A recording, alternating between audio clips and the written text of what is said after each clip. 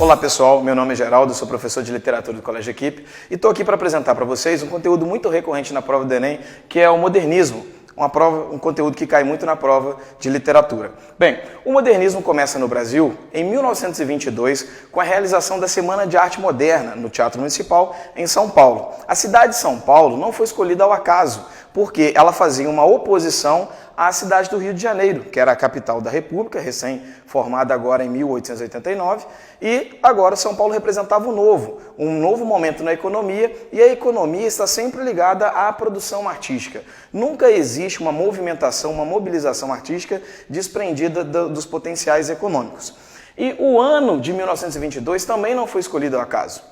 100 anos antes, em 1822, aconteceu a independência do Brasil, a independência política. 100 anos depois, os artistas propuseram, então, a realização da independência das artes nacionais, aquilo que estava preso aos modelos europeus desde 1500, quando da chegada dos portugueses. Bem, o que foi a Semana de Arte Moderna? A Semana de Arte Moderna foi a realização do evento dos dias 13, 15 e 17 de fevereiro de 1922 e os artistas objetivaram romper com a arte tradicional. Isso foi o grande objetivo dos artistas. Eles queriam ter a independência das artes nacionais depois da ida de Oswald de Andrade à Europa em 1912. Então, mesmo a Semana de Arte Moderna tendo acontecido em 1922, 10 anos antes, o Oswald de Andrade, quando foi à Europa pela primeira vez, teve contato com as vanguardas europeias e trouxe essas ideias para cá e buscou uma série de artistas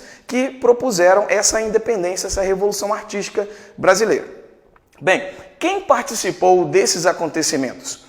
Mário e Oswald de Andrade foram os grandes incentivadores, os grandes entusiastas do evento. Porém, eles contaram com um grande apoio de artistas mais gabaritados nesta época. E aí destaco o Monteiro Lobato, que 5 anos antes fez uma grande crítica a uma obra da Anita Malfatti, uma exposição individual que ela fez em 1917, com o título Paranoia ou Mistificação. Porém, 5 anos depois, o Monteiro Lobato já estava mais ciente e crente de que era um momento oportuno fazer as ideias modernistas acontecerem no Brasil. Outro artista já renomado nessa época foi Graça Aranha, que deu grande relevância para esses jovens Mário e Oswald de Andrade, que, apesar de terem o mesmo sobrenome, não possuem nenhum grau de parentesco.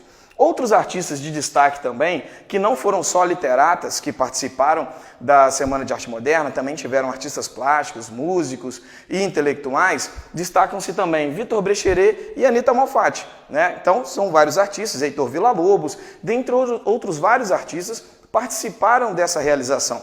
Destaque para 2 ausências, Tarsila do Amaral, que estava fazendo uma viagem pela Europa, em Paris, e Manuel Bandeira, que teve um poema seu lido durante a Semana de Arte Moderna, mas ele não pôde comparecer pelo fato dele ser tuberculoso. Então, isso o impediu de estar fisicamente, mas teve o seu poema lido, Os Sapos, que fazia uma clara sátira à produção canônica da época, a produção intelectual, que fazia uma crítica ao modelo parnasiano, e ele foi muito ridicularizado, vaiado, durante a realização da semana.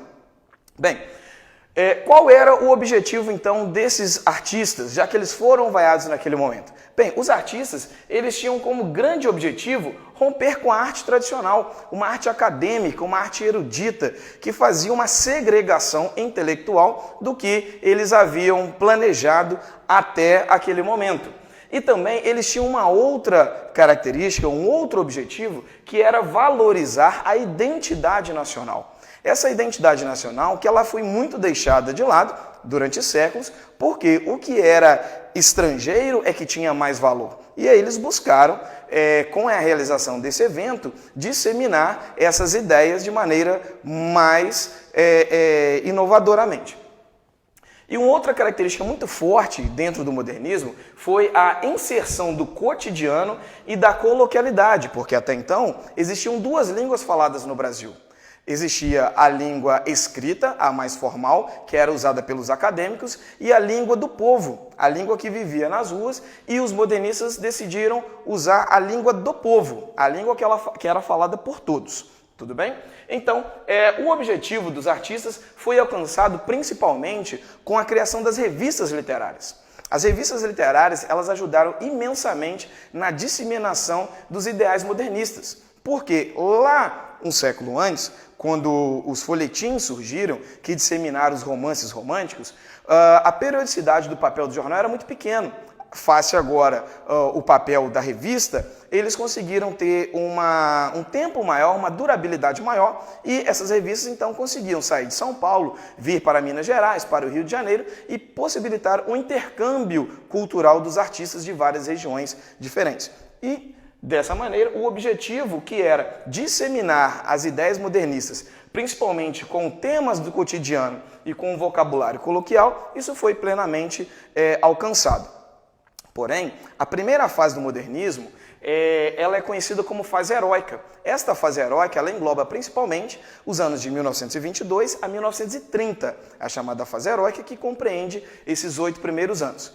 Estabelecido esse primeiro momento, os artistas partiram para um segundo momento, que foi a segunda fase do modernismo, que vai de 1930 a 1945. Bom, na segunda fase da poesia, nós podemos destacar alguns nomes, dentre eles Carlos Drummond de Andrade, Cecília Meirelles, Vinícius de Moraes, Jorge de Lima e Murilo Mendes. A segunda fase da prosa modernista, ela é concentrada basicamente no Nordeste. Então são chamados de romances de 30, romances regionalistas ou neorrealistas. E eles vão tratar da seca, da fome, da miséria humana e social e da questão do êxodo rural e também da fé do sertanejo. E aí nós podemos destacar o Jorge Amado, Graciliano Ramos ou a Raquel de Queiroz. Já na terceira fase do modernismo, há duas divisões muito claras. Na poesia, todos os poetas objetivaram uma volta ao modelo clássico de poesia, o modelo parnasiano, algo que foi criticado pelos modernistas. Porém, João Cabral de Melo Neto é o grande nome que destoa dessa ideologia e vai apresentar uma poesia experimentalista, inovadora, que trabalha com a questão da metalinguística. Por outro lado, na prosa, dois nomes apresentam uma clara característica de melhor tratamento da linguagem, que são Clarice Lispector e Guimarães Rosa. Clarice Lispector com uma prosa subjetiva, bem delicada, com influência de uma escritora inglesa chamada Virginia Woolf, e o Guimarães Rosa trabalhando com a ideia do neologismo, trabalhando com questões ligadas ao norte de Minas, ao sul da Bahia, mas também com uma questão do realismo mágico, com o neologismo e com aforismos. Tudo bem? Bom, só para encerrar, eu gostaria de destacar aqui os autores mais cobrados no Enem. Tem uma grande recorrência aqui, Carlos Drummond de Andrade, autor da segunda fase do modernismo e é o autor mais cobrado no Enem até hoje. Outros nomes, Clarice Lispector e João Cabral de Melo Neto, como também perceberam, autores modernistas, bem como Manuel Bandeira.